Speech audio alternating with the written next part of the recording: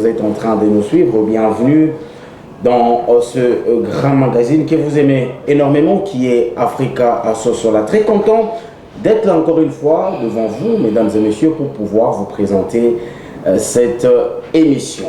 En face de moi, aujourd'hui, chers téléspectateurs, l'homme des dieux, l'évangéliste Roger Baka, à qui nous disons déjà bonjour, homme des dieux. Bonjour, bien-aimé Trésor. Vous allez bien?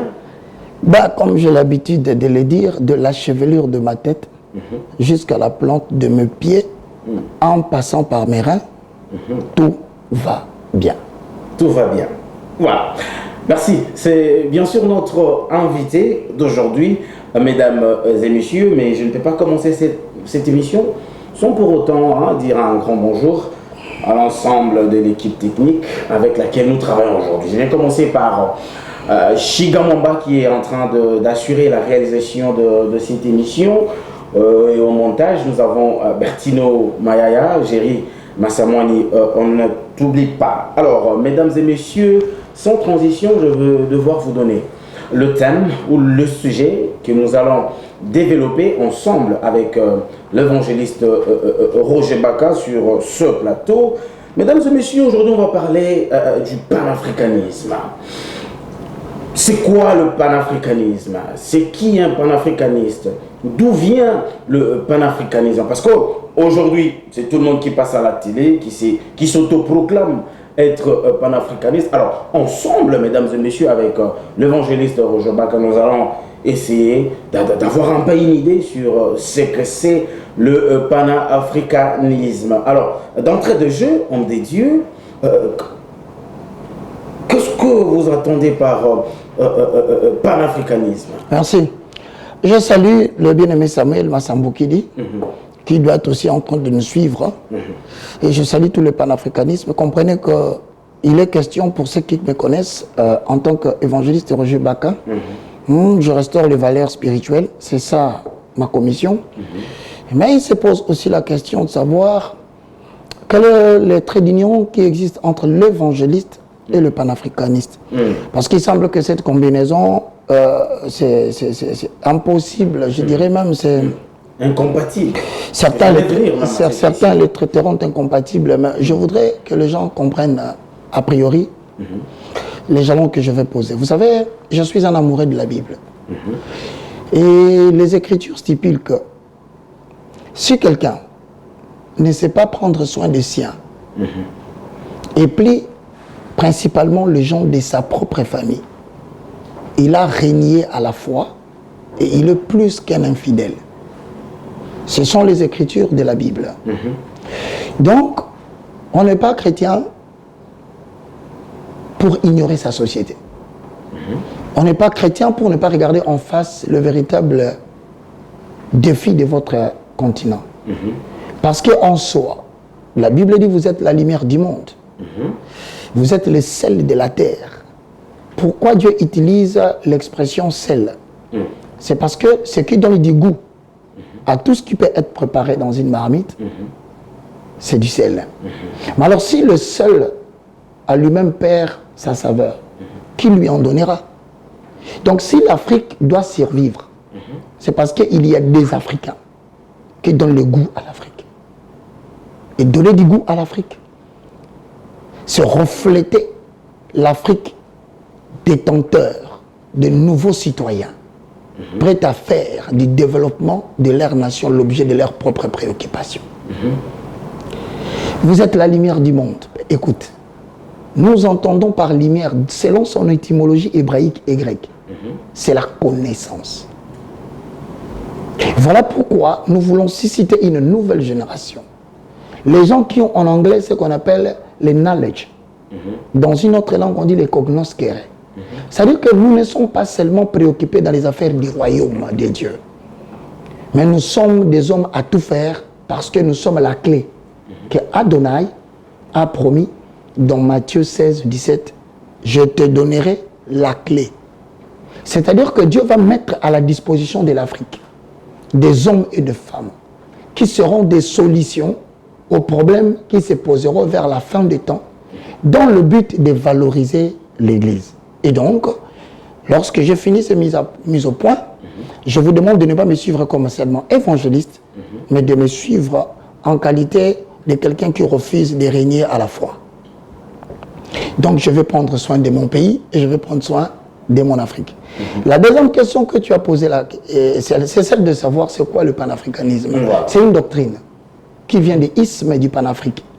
Donc ça veut dire tout simplement, lorsque vous voulez parler Afrique, il y a des notions qu'on appelle des convergences qui unissent tous les Africains malgré les séparations des limites géographiques, malgré la séparation des limites linguistiques, malgré la séparation des limites ecclésiastiques et religieuses, malgré tout ce qui nous met la différence, l'usage des différentes monnaies. Nous devons retenir que nous sommes unis par un sort. Et le sort qui unit les Africains, c'est que nous partageons la même terre, qui s'appelle l'Afrique. Alors cette doctrine vise quoi? La doctrine du panafricanisme vise une seule chose au centre des débats. La liberté et la dignité de l'homme noir dans le concert des nations. Et donc quand tu dis que tu es panafricaniste, à première vue, la notion de la liberté de l'Africain doit hanter ton esprit. Ce qui n'est pas contre l'évangile. Parce que Jean chapitre 8, le verset 32 dit, vous connaîtrez la vérité. Et la vérité vous affranchira. L'objectif de la vérité, c'est de pouvoir rendre quelqu'un réellement libre. Or, vous savez que nous sommes dans un système où les Africains sont sur le plan économique, en termes de monnaie, ils dépendent totalement de l'Europe. D'ailleurs, une grande partie de l'Afrique dépend du CFA. Or, le franc CFA, la banque émettrice des francs CFA ne se trouve pas en Afrique. Retenez que le franc CFA, la banque émettrice des billets de francs CFA est en France. Ah bon? Nous ne sommes pas libres, l'Afrique n'est pas libre. L'économie africaine, pour ne pas dire congolaise, elle est extravertie. L'élaboration du budget national est en grande partie, comprenez que le budget national, c'est une prévision. Quand vous allez au Parlement, vous voyez, on vote les budgets, ce sont des prévisions. Mais le financement à plus de 60% des budgets africains dépendent de l'Europe. Alors la mobilisation même des recettes sur le plan interne descend à moins de 30%.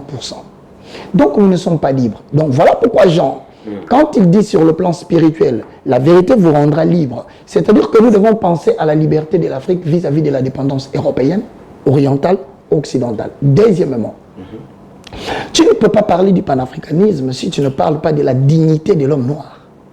La dignité renvoie aux notions du traitement. Pourquoi cette différence dans le traitement de l'âme à la peau jaune, à la peau blanche, par rapport à l'âme à la peau noire? Ce traitement-là dégrade la personnalité africaine noire.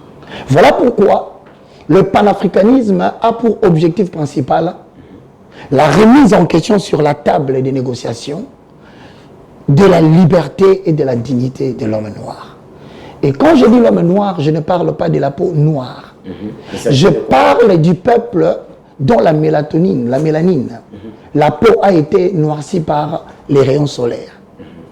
Et donc, vous comprenez par là qu'il s'agit d'un peuple qui a bénéficié de la transformation, de la pigmentation de la peau à travers les rayons solaires.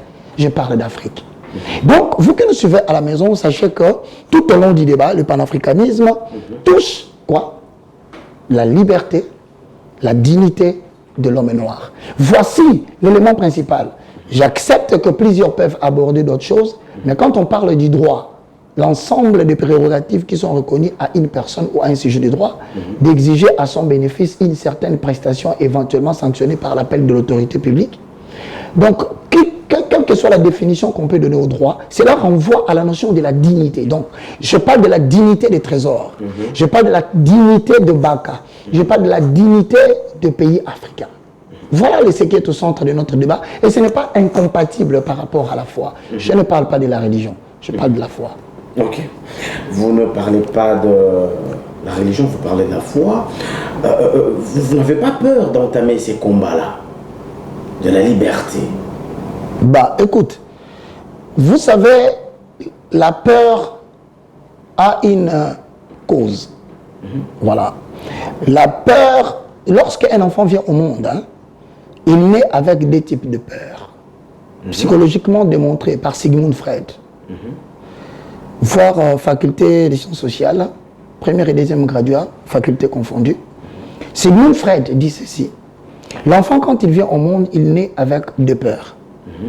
La première peur, qui est logique, que vous devez accepter dans votre vie, c'est la peur de bruit assourdissant. Quand vous criez là où se trouve un bébé, il tressaillit, hein?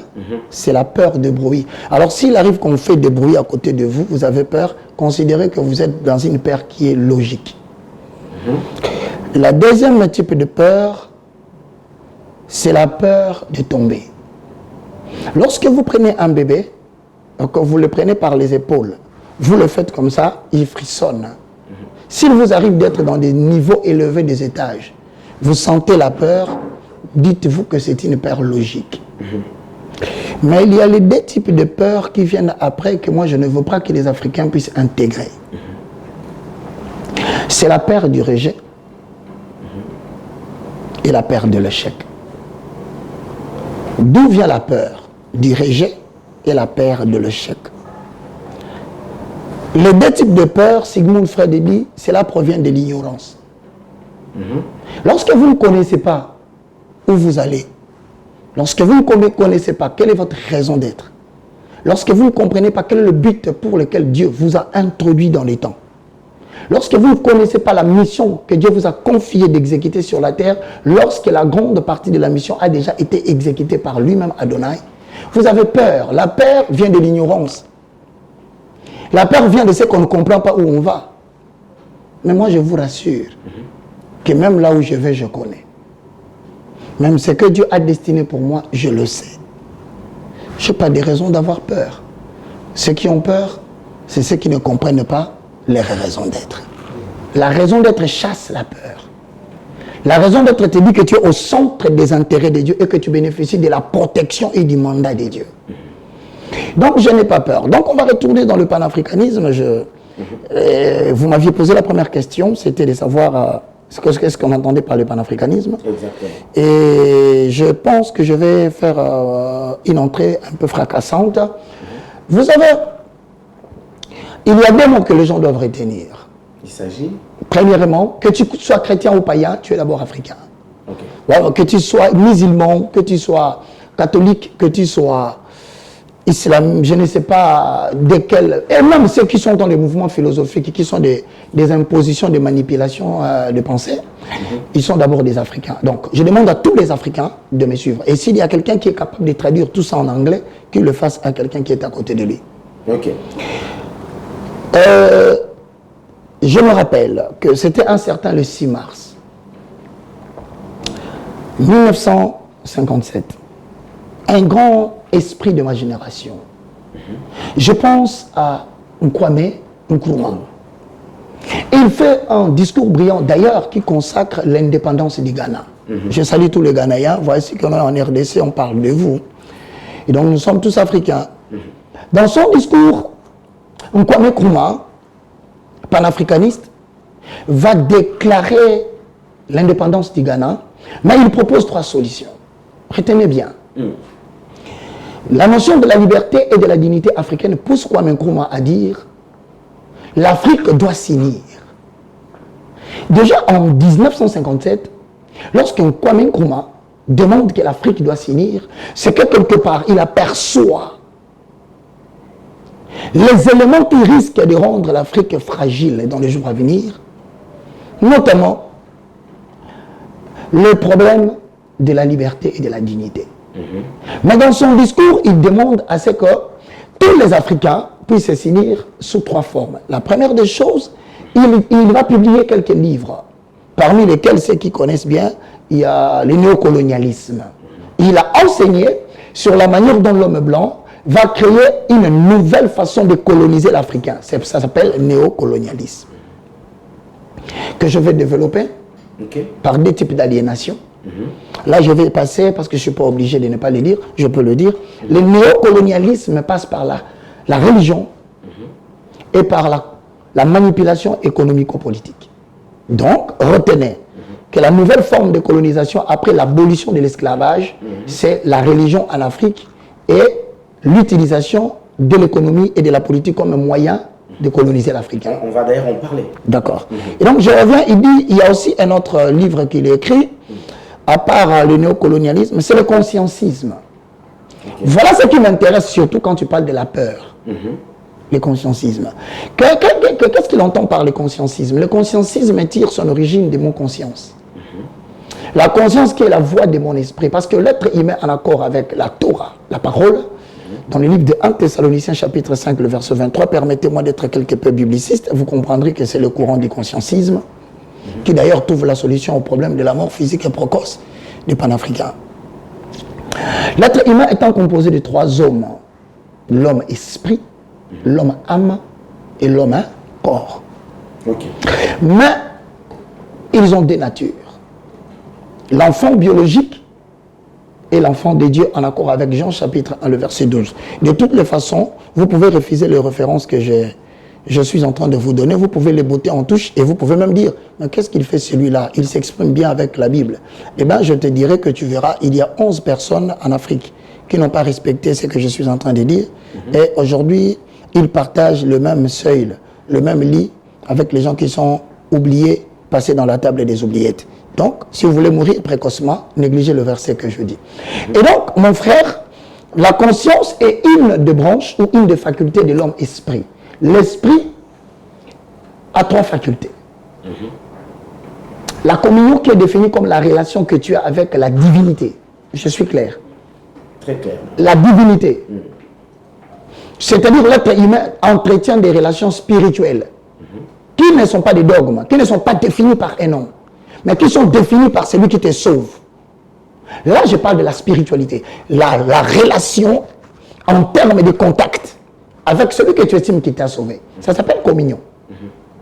2. Nous avons l'intuition, c'est-à-dire que la divinité que tu as choisie comme sauveur, qui t'a franchi par la connaissance, va à un certain moment donné utiliser des méthodes pour te transmettre des signaux divins, pour te parler en vue de t'aider, de trouver des solutions aux problèmes de tes contemporains. Voilà pourquoi un homme qui n'a pas d'intuition n'a pas d'utilité parmi les hommes, parce qu'il parlera de la Bible comme étant l'histoire, mais il ne parlera pas de la Bible comme étant piste de solutions aux problèmes réels qui sont posés dans une société actuelle. Et troisièmement, Trésor, ouais, ça tu vas devoir écouter parce que ça fait l'objet d'un enseignement. Exactement. Ben donc je veux juste ouvrir une parenthèse. Ouvre la parenthèse. Une question, hein, une anecdote. Est-ce que la spiritualité peut-elle être universelle? Bon, je te dis que la spiritualité n'est pas universelle. Pourquoi? Parce que quand tu parles de la spiritualité en termes de dogmes, ça devient universel lorsque ce sont les mêmes dogmes qui sont transmis partout. Là, ça entre dans la phase de la religae, la religion. Moi, je ne parle pas de la religion. La religion, c'est l'ensemble des dogmes et des principes qui mettent en rapport l'être humain avec la divinité. Le procédé, le méthode, le technique d'approche vis-à-vis d'un Dieu par rapport à un peuple, ça s'appelle le religae, la religion. Moi, je ne parle pas de la religion. Je parle de la spiritualité. Chaque peuple a toujours une façon, dès lors qu'il a commencé à entrer en contact avec Dieu, il sait comment il entre en contact avec sa source. Elle ne peut pas être universelle, la spiritualité. La manière de parler à Dieu ne peut pas être la même. D'ailleurs, moi, ma façon de parler à Dieu n'est pas un langage connu des hommes. Ah bon? Mais ça ressemble malheureusement. Il faut parler comment on dit? Ben, tu le sauras. Petit à petit, tu vas t'éloigner du panafricanisme. Là, tu entres dans mon message. C'est juste une parenthèse. Hein. Ma façon à moi de parler s'appelle la glossolalie. C'est-à-dire, ici en quelle langue? Quand j'entre en communication avec Dieu, j'entre en accord avec 1 Corinthiens chapitre 14, 2. Je vais paraphraser. En effet, celui qui est en train de faire la glossolalie ne parle pas aux hommes. Personne ne le comprend. Il parle à son Dieu. Et c'est un esprit, première faculté, premier homme, qui lui dit des mystères. Et lorsque tu vas dans 1 Corinthiens chapitre 2, le verset 7, curieusement, je me retrouve avec les Hébreux sur ce point. Moi qui suis en Afrique, je n'ai jamais fréquenté Israël. Nous prêchons la sagesse mystérieuse et cachée de Dieu. Okay. Nous prêchons la sagesse mystérieuse. Elle est d'abord mystérieuse, cette façon de parler. Voilà pourquoi les intellectuels ne supportent pas mon parler en langue. C'est ma façon. Pourquoi? Parce que ma façon de parler à Dieu n'est pas universelle. Elle m'a été enseignée par les grands et qui a enseigné à mon petit et qui est mon esprit. Ça ne peut pas être défini. On n'apprend jamais à quelqu'un comment parler en langue. Voilà pourquoi je vous dis que la spiritualité n'est pas universelle. Donc, j'ai une façon de prier avec Dieu que moi j'appelle la prière en esprit, en accord avec 1 Corinthiens 14, 14 à 15. En effet, quand je prie en langue, mon esprit est en prière, mais mon intelligence demeure stérile. L'angle que tu viens d'entrer risque de déconnecter beaucoup de panafricanistes. Donc je rentre. Voilà, rentrons. Je voulais juste avoir cette réponse. Le consciencisme, c'est la troisième faculté de l'esprit. C'est la conscience. C'est une partie que l'esprit partage généralement avec l'âme. Donc il y a un compartiment qui touche l'âme, il y a un autre compartiment qui touche l'esprit. Alors cette conscience devient la voix de mon esprit, qui me reproche lorsqu'un acte est bon ou mauvais, même lorsque la population m'acclame. Donc les autorités politiques congolaises africaines ont besoin d'avoir une conscience. Et cette conscience leur permettra, lorsque le fanatique acclame, il a une voix intérieure qui lui dit: tu diriges mal et tu vas laisser au Congo, tu vas laisser au Ghana, tu vas laisser à la Côte d'Ivoire, tu vas laisser au Mali, tu vas laisser au Zimbabwe, en Angola, au Congo-Brazzaville, un Congo que les Congolais ne vont pas aimer. Donc les autorités politiques comme le peuple africain ont besoin de réveiller leur conscience. Et que dit le consciencisme? Le consciencisme dit tout simplement la réappropriation des valeurs culturelles par l'Afrique et l'intégration de quelques facteurs ou des éléments exogènes. Ça veut dire que ceci en français tranquille, que les Africains ne doivent pas oublier les origines. Quand bien même qu'ils vont accepter, quelle que soit la Bible, ou quelques documents venant de nos amis de l'âme blanche ou de l'âme jaune, ils doivent savoir qu'il y a certains éléments qui ne doivent pas être intégrés chez les Africains parce que l'Africain a des valeurs culturelles à protéger. Mais nous ne bottons pas en touche ce que nous appelons les éléments qui ont développé l'étranger. C'est ça ce que je qualifie des éléments exogènes. Et d'ailleurs, c'est là où je veux faire l'entrée. Parce que la réappropriation de nos valeurs veut dire tout simplement que c'est sur base de nos valeurs culturelles que notre société est organisée. Et que toute société qui perd ses valeurs perd le chemin à suivre. Donc voilà le livre publié par Kwame Nkrumah. Et tu verras que dès le début, en 1957, 30 ans plus tard, retenez bien les dates, mesdames et messieurs, une personnalité citoyenne de l'Afrique dénommée Thomas Sankara va développer les mêmes théories quasi similaires à celui de Kwame Nkrumah. L'esprit de Kwame Nkrumah se transmet. Alors, quand Thomas Sankara l'adopte, il dit: nous allons porter Afrique. Nous allons manger Afrique. Nous allons parler Afrique. Là, il est dans ce qu'on appelle le panafricanisme politique.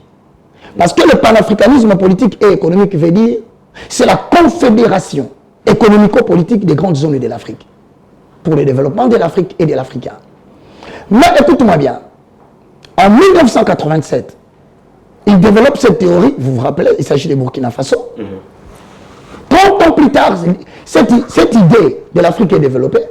Mais vous verrez qu'on va utiliser un Africain. Voici les techniques utilisées par les Européens. Ils le savent qu'en termes de réflexion triangulaire pour le développement, je vais citer le premier point, les idéologies. C'est le premier point du développement. Il faut que nous puissions avoir des signaux divins pour avoir des motorisations, avoir des idées que nous devons véhiculer pour la jeunesse africaine. Les Blancs savent que les Africains ont des idéologies. Deuxième notion, ce qui fait d'ailleurs l'objet de cours que je donne à l'université de la foi chrétienne, c'est le temps.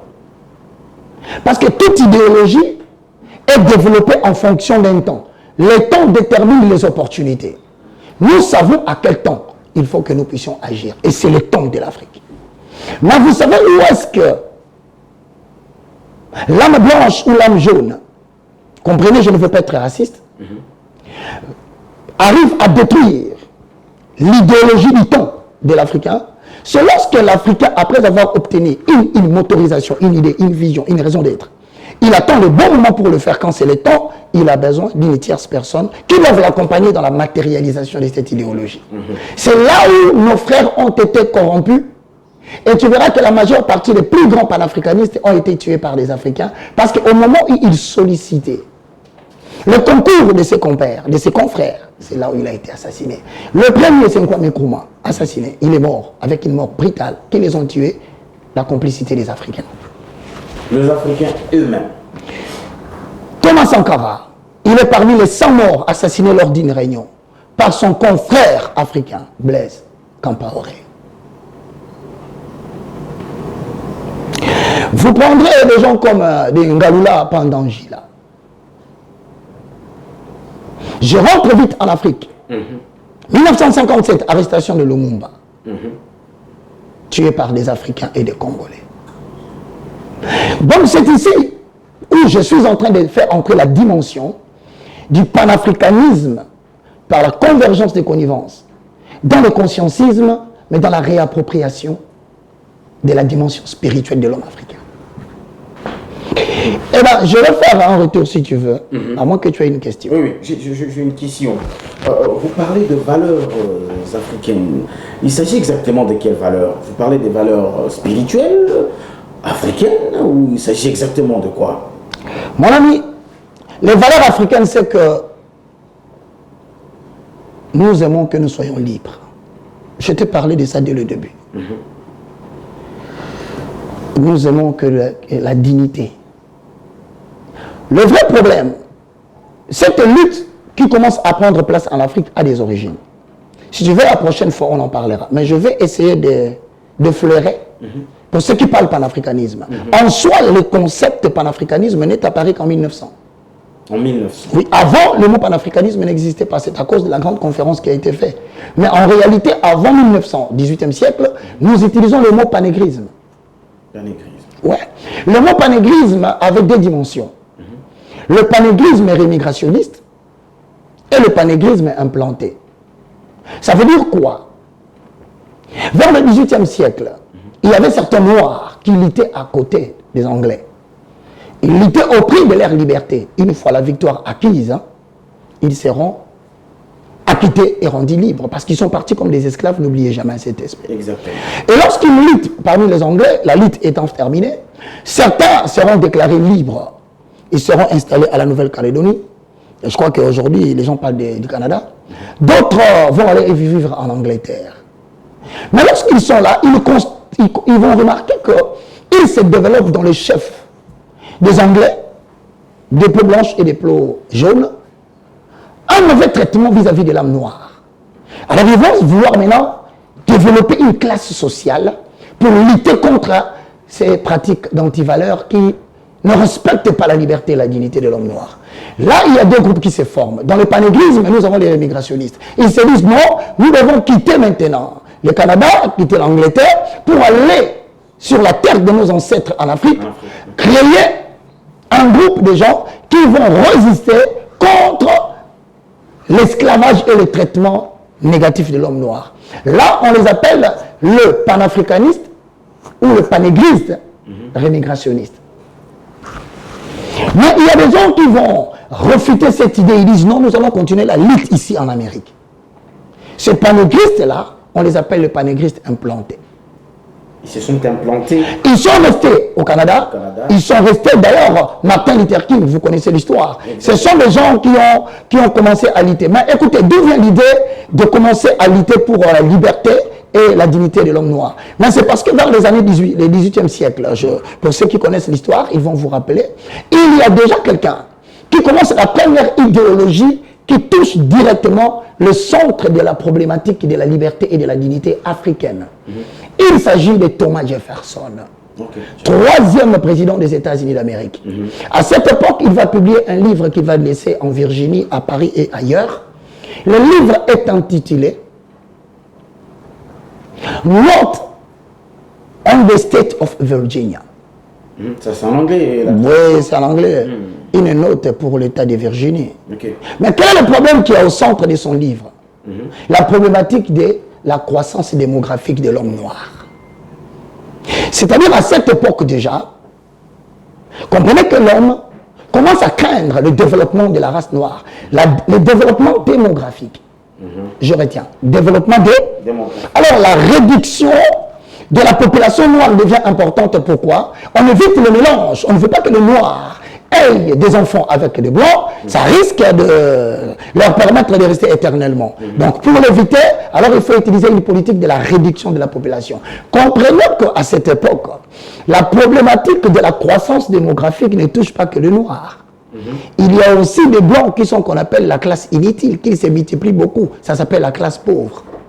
Mais pourquoi ils concentrent leur technique sur la réduction de la population noire? C'est tout simplement parce que à cette époque commencent à émerger beaucoup des élites qui sont tellement intelligents. Je pense à David Walter, le panégriste. Je pense à James Forten. Ils sont nombreux, Sylvester Williams. Ils sont nombreux qui ont lutté à cette période. Mais le danger, c'est quoi? Dans cette pensée de la réduction de la population noire, toutes les méthodes sont faisables. Et parmi les méthodes les plus dangereuses, vous avez les grands penseurs de l'époque qui sont considérés comme des pères de la politique économique. Quand vous entendez par la politique économique, sentez que nous sommes en train de parler de la politique en tant que gestion de la cité.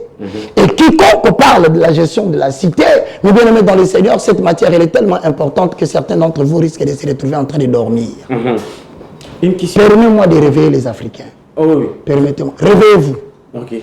Réveillez-vous. Ce sont là les matières que l'homme blanc n'aime pas que l'Africain parle. Voilà, merci. Laisse-moi terminer, même toi réveille-toi. J'ai toujours été... Le trésor, trésor. Je ne dors pas. Moi, je ne dors pas. Je ne parle pas du sommeil de dormir. Je parle du sommeil du message. Donc, je vais dire ceci, sans te réduire en rien, je suis en train de réveiller. Écoute-moi très bien. Il y a des professeurs de la politique. La définition de la politique en tant que gestion de la cité, mes frères, excusez-moi, il y a vraiment une grande relation entre la foi et ce que je dis. Parce que je parle de la liberté. Et c'est ce que prône l'évangile. Et donc, pour être libre, il faut avoir la connaissance. Mais bien aimé dans le Seigneur, ensemble avec Trésor, vous découvrez que Thomas d'Aquin a défini la politique comme la gestion de la cité. Mais la politique économique touche tout le monde. L'économie. Mais c'est justement cette science qui a pour objectif l'étude de l'homo economicus, c'est-à-dire de l'homme qui est situé dans un environnement où règne une certaine multiplicité de besoins. Il a beaucoup de besoins, mais face à la disponibilité des biens qui sont rares. Et donc on constate qu'il y a une augmentation démographique qui ne s'accompagne pas d'une augmentation alimentaire pour prendre en charge cette croissance. Voilà pourquoi Malthus, célèbre penseur de l'époque, beaucoup connaissent sa théorie. Je parlerai de Ricardo. Je parlerai de Karl Marx. Ces gens connus comme des pères de la politique économique en termes de gestion de la croissance démographique vont commencer à émettre un problème très sérieux. C'est quoi le problème? C'est que la population est en train de s'accroître de manière disproportionnée par rapport aux ressources alimentaires disponibles. Donc, il faut éliminer une certaine classe sociale. Et l'élimination de cette classe sociale passe en priorité par l'élimination de la race noire. D'où la protection maintenant de l'âme noire dans sa liberté et dans ses droits. Aujourd'hui, nous parlerons des Africains qui, dès 1900, commencent à parler du panafricanisme. J'espère que cette explication a été quand même importante pour arriver maintenant au panafricanisme. Exactement. Merci. Mais j'ai une question à vous poser, Monsieur Roger Baka. Vous citez beaucoup de noms sur ce plateau. Alors que, parlons congolais tout d'abord. Dans notre pays, il y a aussi des gens qui ont combattu pour la liberté, mais qui... Curieusement, vous ne citez pas les noms. Moi, je peux vous en citer. Non, toi, tranquille, je vais les citer. Voilà, je peux citer. Non, je sais que tu vas citer, je vais citer. Non, laissez-moi vous poser. Si je cite ce nom-là, c'est toi qui me diras c'est ce que tu voulais dire. Tu peux le voter, tu peux le garder? Non, même pas. Moi, je voulais vraiment poser cette question. Vas-y, je te laisse. Il y a un qui a vraiment combattu jusqu'à même à donner de sa vie pour cette lutte-là de la liberté de l'homme noir. Il s'agit bien sûr de Simon Okimbangu. Vous ne citez pas son nom. Vous le classez où? Merci. voilà que tu parles de Simon Kimbangu. Le problème du Congolais, je vous ai dit qu'on nous a géré sur le plan politique et économique. Ensuite, on nous a donné une deuxième aliénation, c'est la religion. Vous imaginez qu'on enseigne aujourd'hui aux Congolais qu'il y avait en France, il y a une femme qui s'appelle Jeanne d'Arc. Et il y a même des Africaines qui se sont appelées Jeanne d'Arc. Pourquoi? Parce que Jeanne d'Arc s'est élevée en 1789, la Révolution française, avec le livre La lutte des classes sociales en France. Qu'est-ce qui se passe? Il va se faire que l'histoire qu'on nous a enseignée est qu'un certain Mirabeau, grand penseur, il entre dans la salle et il dit « Nous sommes entrés ici par la volonté du peuple et nous n'en sortirons que par des coups de baïonnettes. » Citation de Mirabeau. On nous a enseigné, c'est là l'école. L'histoire qu'on nous enseigne est celle de Jeanne d'Arc. Mais avant de parler de Simon Kimbangu, mais nous avons des Jeanne d'Arc ici en Afrique. Pourquoi on ne nous enseigne pas cette histoire? Parce qu'il y a une prophétesse. Déjà avant qu'un Kwame Nkrumah en 1957 parle du panafricanisme, avant qu'en 1987 Blaise Compaoré puisse en parler, ou Thomas Sankara, je voulais dire, mais nous avions ici en République démocratique du Congo, celle qu'on appelle, même avant Simon Kimbangu, Kimpanvita.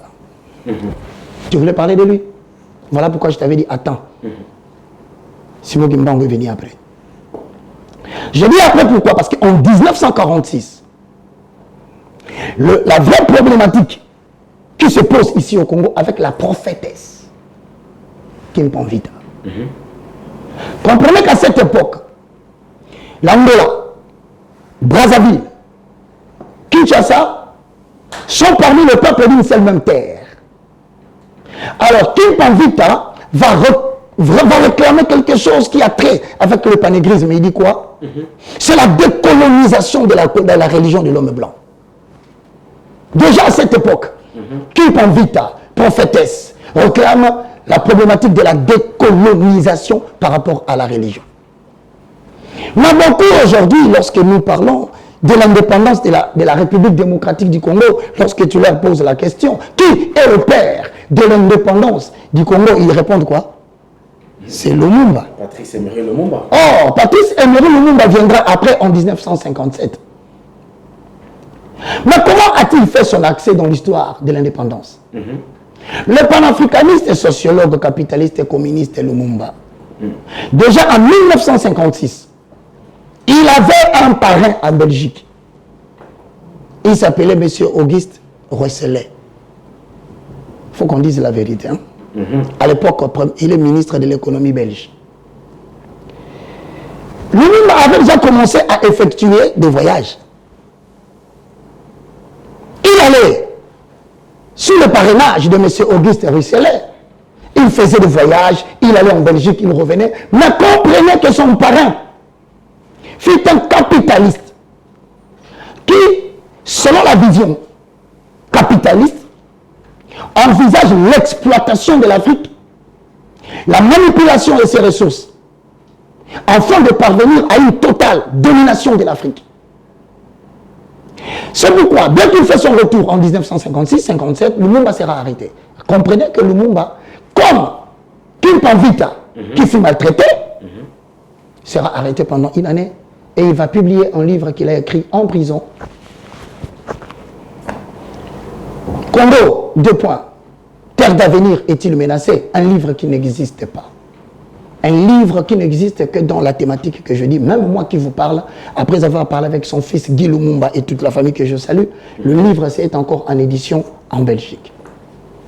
Déjà, Lumumba pose la question, est-ce que le Congo est-il menacé? Nous sommes en 2022. C'est aujourd'hui que nous nous rendons compte que par rapport au cobalt, colombo tantalite, dont 90% se retrouvent à l'est de la République démocratique du Congo, pose des problèmes avec les Occidentaux. Il lui demandait, est-ce que le Congo était menacé? La réponse aujourd'hui en 2022, le Congo est réellement menacé.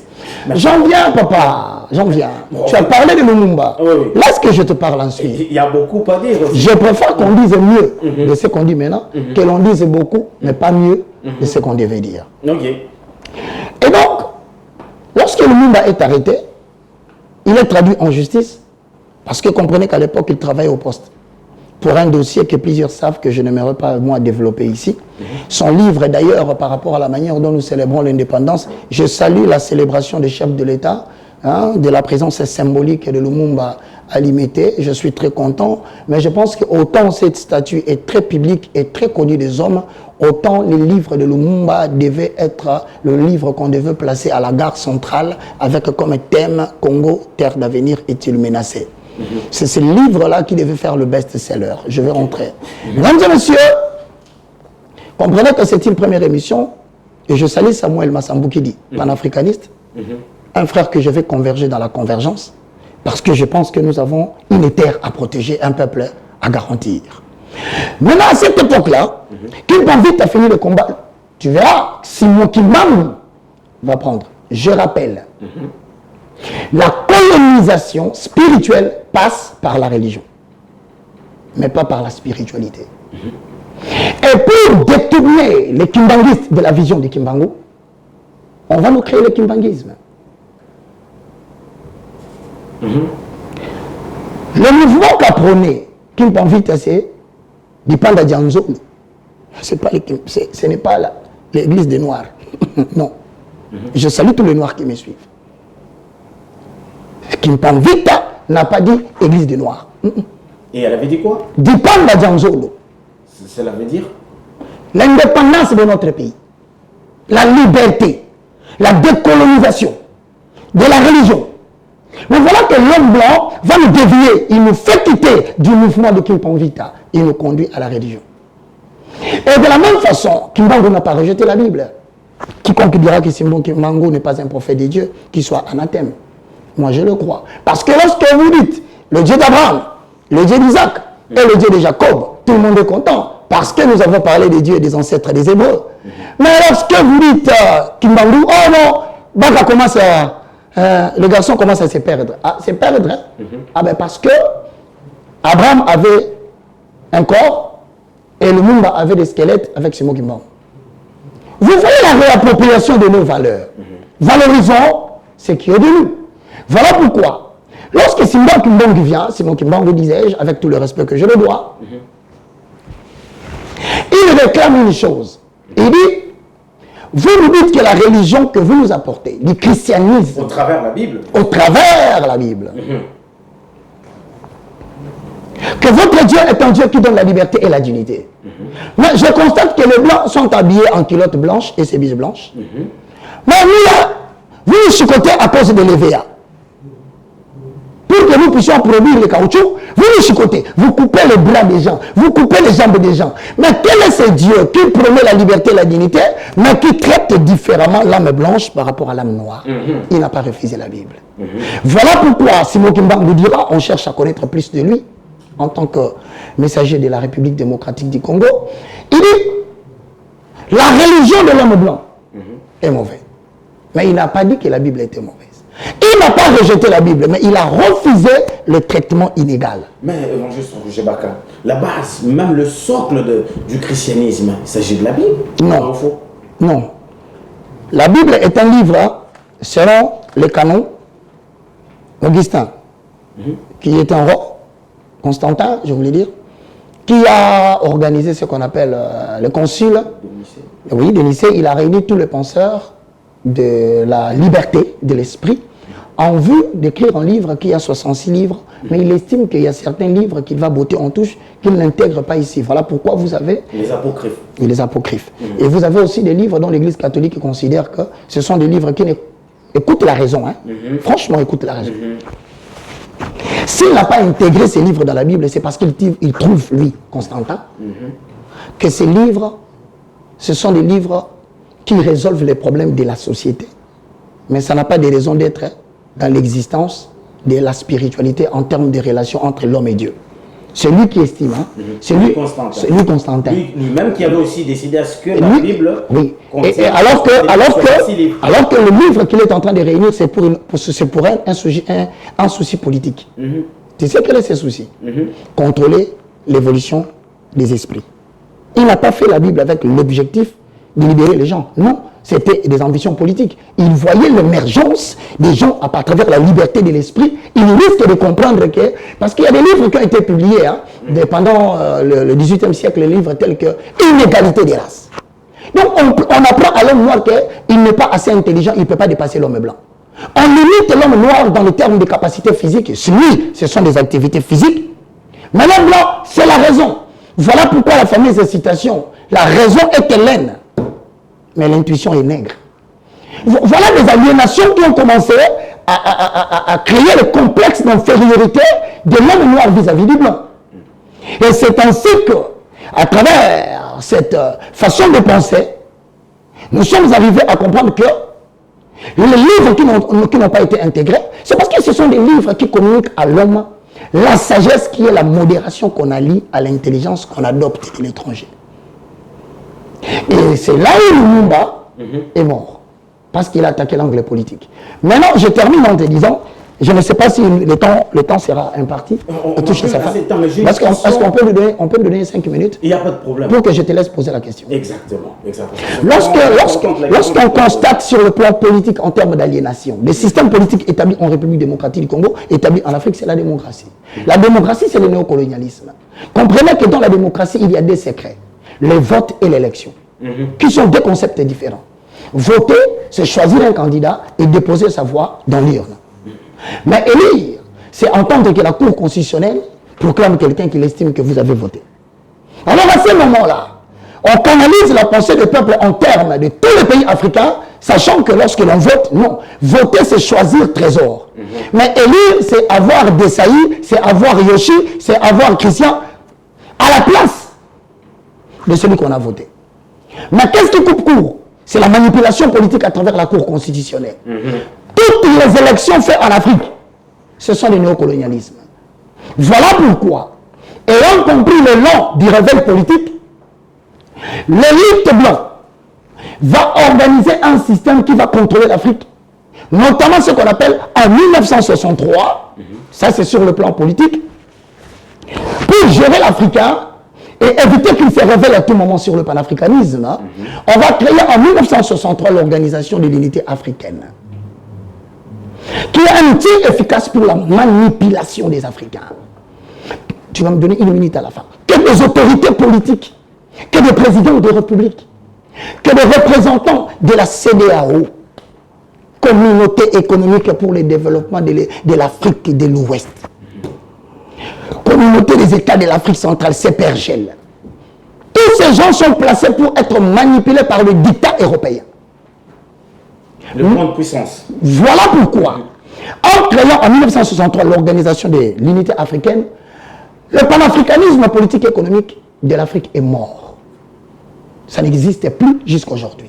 Tu sais pourquoi? Parce que tout celui qui veut se poser comme panafricaniste pour la libération économico-politique devient un danger qu'on doit éliminer par deux systèmes établis par l'Europe, le Ordo Agao ou le Novus Ordo Seclorum, qui veut dire tout simplement en français nouvel ordre mondial et l'ordre par le chaos. L'ordre par le chaos fonctionne par les systèmes de déstabilisation des pays, de la famine, de guerre, pour pouvoir diviser les gens et imposer ce qu'ils veulent. D'où la guerre à l'Est. Et sur le plan Novus Ordo Seclorum, ça c'est la gestion des pays, le contrôle des ressources, des matières premières et des individus même qui sont placés en vue de parvenir à une domination mondiale. Donc sur ce point, c'est déjà fini. Ce qui reste maintenant, c'est le conscientisme, la réappropriation de nos valeurs, non pas par les leaders politiques, mais par la base. Voilà pourquoi, mes très chers frères et sœurs dans le Seigneur, je vais vous dire quelque chose qui est très important. Suivez-moi pendant 1 minute. Mais avant, tu peux poser ta question. Voilà. Merci. Ma question concerne l'aliénation religieuse. Alors, on revient sur ce que vous venez de peindre comme tableau concernant la création de la Bible, Constantin, Conseil de Nicée. Il y a un de vos collègues panafricanistes, d'ailleurs vous avez cité son nom sur ce plateau, il s'agit bien sûr de son éminence, Samuel Massambou, qui dit... Que je salue. Exactement. Lui, dans ses enseignements, il dit ceci, que nous ne sommes pas obligés de suivre la Bible, mais on peut suivre Yehoshua HaMashiach.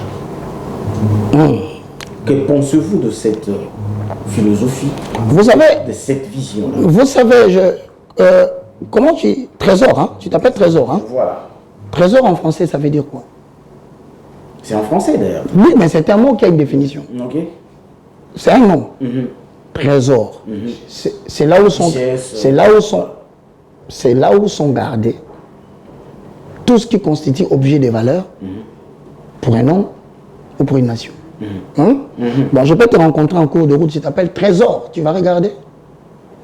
Tu vas me regarder? Oui. Non, tu dois répondre à ton nom, c'est ton identité. Exactement. Alors, si je t'appelle Trésor, j'ai mal fait? Non. Et si je te vois en cours de route, je dis, oh, celui qui contient le perle, les richesses qui font la force du Congo. Tu vas me répondre encore oui?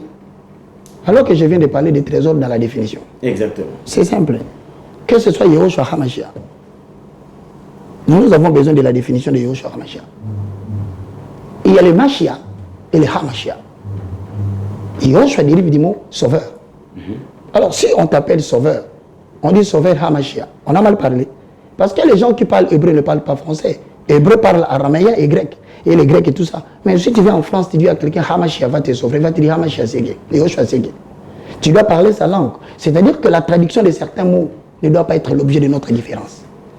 Voilà là où l'homme blanc nous a aliénés. Celui-ci dit Jésus-Christ. L'autre là-bas, Yehoshua HaMashiach. Et on se divise pour des mots. Alors que Mashiach a comme supériorité HaMashiach. Toi, tu peux être Mashiach. Je peux être Mashiach. Mais il y a les Ha. C'est-à-dire, celui qui est au-dessus de tous les rois, le roi des rois. Et si on parle dans ce concept, moi et ma Sambuki, on ne dit pas choses différentes.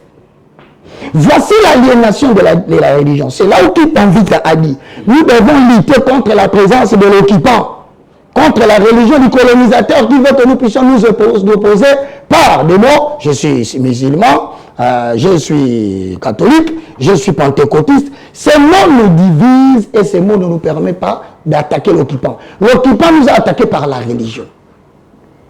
Voilà pourquoi, après avoir maintenu les gens dans la religion, le 1er mai 1776, ils vont constater, toujours au XVIIIe siècle, que ces gens risquent de divaguer parce qu'il y a des choses que l'intellectuel ne perçoit pas facilement à cause de la grandeur de l'âme, mais la petitesse de son esprit.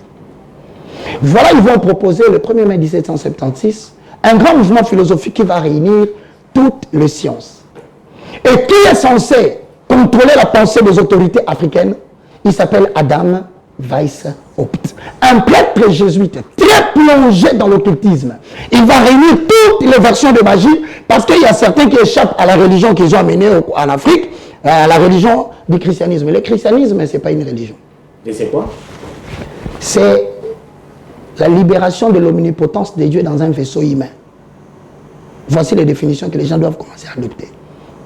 En accord avec Actes des Apôtres chapitre 17. C'est un Dieu qui a créé le ciel et la ciel et la terre, qui a eu envie de vivre parmi les hommes, qui s'est diminué dans son intensité pour avoir la forme charnelle de l'homme. Il s'appelle Jésus-Christ ou HaMashiach. Et cet homme ne pouvait pas entrer entier dans le corps humain parce que depuis Genèse jusqu'au livre de Malachi, il n'a jamais habité en l'homme et il y avait depuis le début du monde un témoin de la création qui s'appelle l'Esprit de l'Éternel qui mouvait au-dessus des eaux, Genèse 1, 1, 2. Et que le rendez-vous des eaux était prédictible parce qu'il y avait un Jean-Baptiste qui attendait dans l'eau la venue de celui dont on a donné des éléments. Une colombe descendra sur ses épaules et le ciel s'ouvrira. Celui-là qui est mon fils. Et maintenant, en tant que fils, il ne peut pas entrer dans ton corps. Il fallait que diminuer encore d'intensité pour devenir l'esprit. Et lorsque l'esprit entre en l'homme, 1 Corinthiens 3, 12 s'accomplit, Ephésiens 2, chapitre 19, 20 à 21 s'accomplit. Donc le christianisme n'est pas une religion. C'est un style de vie calqué sur le modèle des synoptiques des 4 livres qui définissent l'existence de HaMashiach ou Jésus-Christ. Dites les noms que vous voulez. Moi, je suis là. Et donc, et donc une autre petite question. tu en auras, tu sais, au fur et à mesure que je parle, tu auras beaucoup de petites questions. Tu sais pourquoi? Tu sais pourquoi? Parce que c'est une bonne émission. Vraiment. Permettez-moi quand même, avant de continuer, de vous poser cette question. Qui dites-vous de ceux qui pensent que la Bible limite Dieu? Est-ce que Dieu, on peut le circonscrire dans un livre qui contient 66 livres? Est-ce que c'est cela la taille de Dieu? Un livre qui a été taillé sur mesure par Constantin et nous limitons Dieu là-dedans. C'est vrai, tu as fini la question? Oui. La Bible nous dit, hein, dans les évangiles synoptiques, Hamashia, ou Jésus, a encore fait beaucoup de choses qui ne sont pas mentionnées dans ces livres. Parce que si on pouvait le mentionner, ces livres ne contiendraient pas tout ce qu'il a fait. Maintenant, la question qu'on doit se poser, si les gens estiment que Dieu est limité par les 66 livres, c'est vrai ou c'est faux? C'est faux. Mais beaucoup de chrétiens limitent Dieu. Je vais te dire pourquoi. Je vais te dire pourquoi. La Bible dit. Il est écrit. Je vais te dire pourquoi. Parce que dans le livre de Jean chapitre 14 verset 16, tel que complété par Jean 16, 14, quand viendra le consolateur, c'est-à-dire que l'esprit de la vérité existe, pour que tu ne sois pas limité en termes de logos, tu dois accepter de marcher avec celui qui est esprit pour qu'il te donne le rhéma qui est la continuité de la limitation des Écritures. Voilà pourquoi... Alors, vous reconnaissez que les Écritures sont limitées. La Bible est limitée. La limitation de la Bible est dans l'angle lettre, mais pas dans l'angle esprit. Cette Bible a été écrite sous l'inspiration d'un esprit qui a utilisé des êtres humains comme toi et moi. Comme Constantin. Mais pour comprendre, non, Constantin n'a pas écrit. Constantin a convoqué la réunion, mais il a réuni les grands penseurs qui ont écrit. Et il s'est décidé au moins de garder cela comme étant les livres qui doivent être dans la Bible. Ça, c'est sa décision. Mais maintenant, il était aussi inspiré par Dieu? Non, c'était pour des objectifs politiques, je te dis. Il voulait contrôler l'évolution de l'esprit. C'est comme dans ces pays, tu verras des pasteurs peuvent se réunir au stade, ils vont faire des réunions. Ils cherchent tout simplement parmi eux qui est le leader qui peut diriger les jeunes. Tu vas diriger les jeunes, mais tu ne vas pas diriger le mouvement de l'esprit. Le mouvement de l'esprit, quelles que soient vos réunions que vous allez faire, vous n'allez pas les diriger. C'est pourquoi on vous traite de ne pas respecter le gars qui ont vécu, c'est-à-dire vos aînés, vos pères. Beaucoup vous traitent de cela. Oui, merci beaucoup. Moi, je pense qu'il y a quand même une solution qu'on doit apporter dans ces pays. Il s'agit de l'émergence d'une nouvelle prêtrise basée sur la connaissance de Dieu. Voilà pourquoi, sur la connaissance, dans les jours à venir, celui qui va diriger la RDC, dans les jours à venir, celui qui prétendra assumer un poste de responsabilité, devra avoir les trois pouvoirs. Il s'agit politique, scientifique, et puis biblique. Biblique. Ce n'est pas un chrétien. C'est un éclaireur de conscience. Ce n'est pas un moine ensemble. C'est un berger. Ce n'est pas un membre d'une communauté. C'est le responsable des communautés.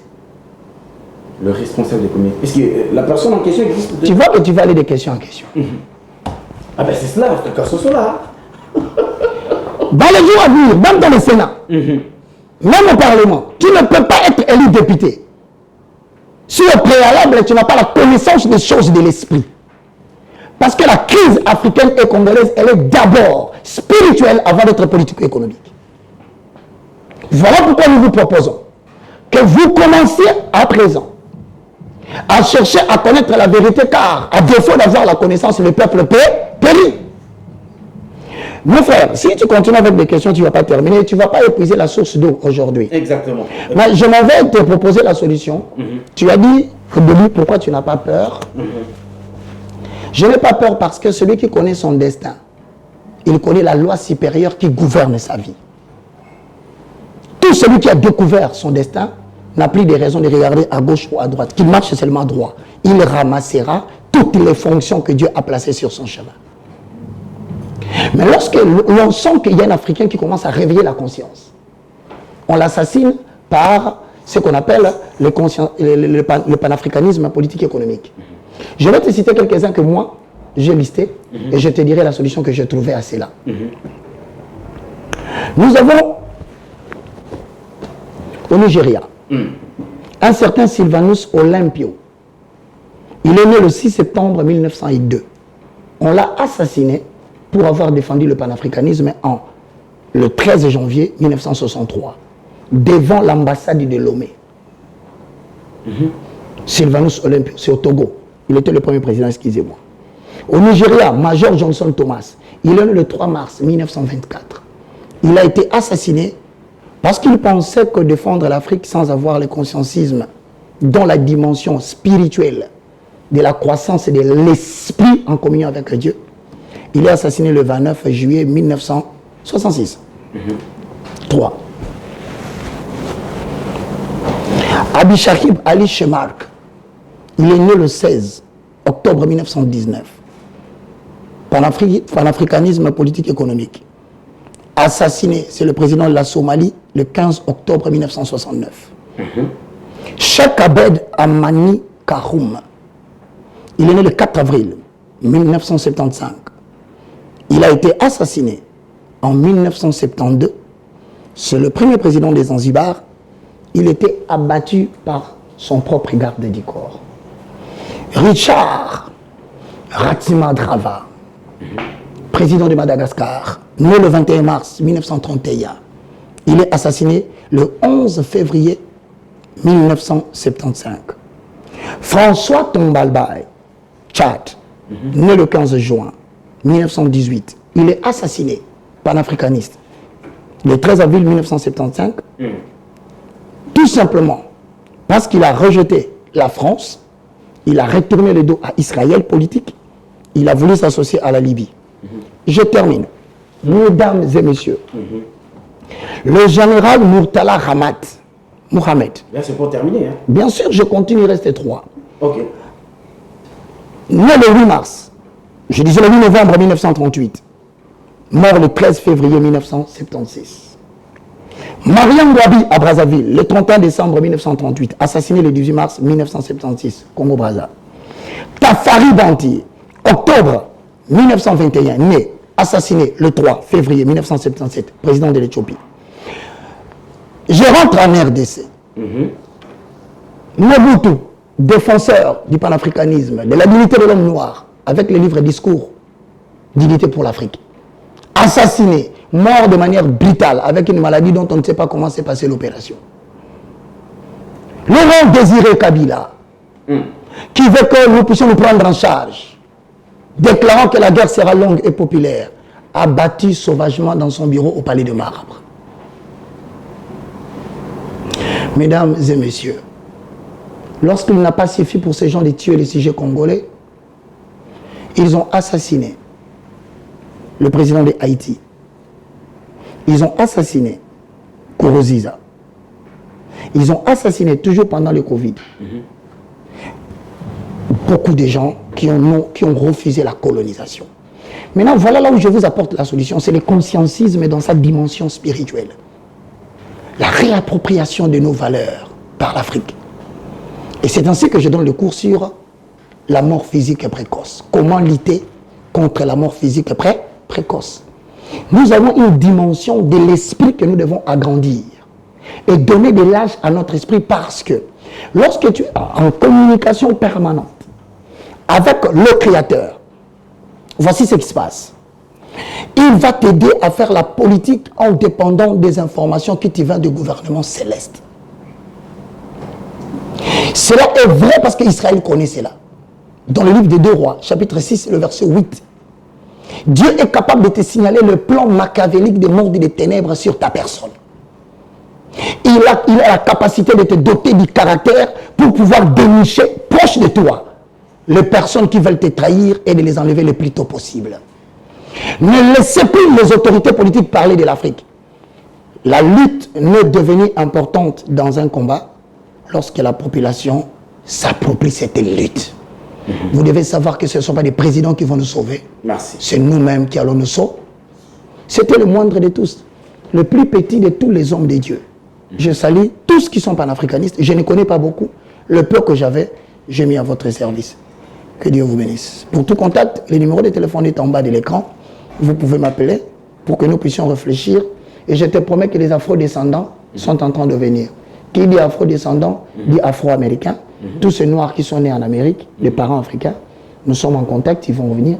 Parmi les afro-descendants, nous avons la Jamaïque. Okay. Ils vont revenir et nous allons tenir une conférence ici. Et nous allons tenir une émission ici pour poser la question. Islam, oui, mais tu es d'abord africain. Kimbanguiste, oui, Mais tu es d'abord africain. Catholique, oui. Tu es toujours africain. Maintenant, la question, qu'est-ce que nos différentes religions, à part la séparation et la division, nous apportent pour relever l'Afrique qui tombe et le Congo qui tombe? S'il n'y en a pas, cette religion, je suis désolé, va disparaître en Afrique. Merci beaucoup. Merci beaucoup. Voilà, mesdames et messieurs, nous sommes arrivés à la fin de cette émission. Vous avez compris que j'ai beaucoup laissé le temps à l'homme de Dieu, l'évangéliste Roger Baka, de s'exprimer, et ça a toujours été ainsi dans cette émission. Merci pour votre disponibilité, cher évangéliste. Bon, je vous remercie parce que tu es parmi les rares Congolais qui comprennent qu'il n'y a pas incompatibilité entre la foi, la spiritualité et le panafricanisme. Je ne réduis pas la lutte à l'Afrique, mais je parle de ma terre. Et je crois que la terre, elle est la chose la plus sacrée, parce que si un peuple n'est plus en mesure de défendre sa terre, le voici devenu mûr et mature pour aller à l'esclavage. Je ne laisserai pas mon Congo. Mon Afrique, je ne la laisserai pas. Soyez bénis. Merci. Est-ce que les portes sont toujours ouvertes pour que nous puissions revenir vers vous? Au nom de l'Éternel Adonai qui veut que nous puissions converger dans la connivence, nous avons des éléments qui nous divisent. Si tu regardes Samuel Massambokidi, sa façon de faire n'est pas la mienne. Quand tu regardes ma façon de faire, ce n'est pas la façon de faire de la reine Ochéarava. C'est pour dire que nous voulons mettre de côté nos différences pour que nous puissions parler de ce qui nous unit. Qu'est-ce qui nous unit? C'est le sort. C'est notre sort. On veut nous tuer en Afrique. On veut de l'Afrique sans les Africains. Donc, que Dieu nous bénisse pour qu'on ne parle plus de la religion, qu'on se rencontre avec l'église des Noirs, qu'on leur dise qu'est-ce que vous nous apportez de mieux, qu'on se rencontre avec Koussou, Papa Koussou, qu'ils nous disent qu'est-ce qu'il y a de mieux, parce que l'Est, ça brûle. Nous devons parler aussi avec Massambokidi Samuel, qu'ils me disent on n'a pas besoin de prières au stade. Non, attends, ce sont des phénomènes qui sont devenus culturels. C'est comme bonne année, c'est comme Noël. De sauter au stade. Bonne année, Noël. Ok. Et je te dis, les gens qui disent que Baka est en train de manquer de respect aux aînés, je leur laisse cette parole. On considère qu'un enfant a grandi lorsqu'il apprend à dire non. Merci beaucoup. Au revoir. Merci. On se retrouve à la prochaine. Merci beaucoup.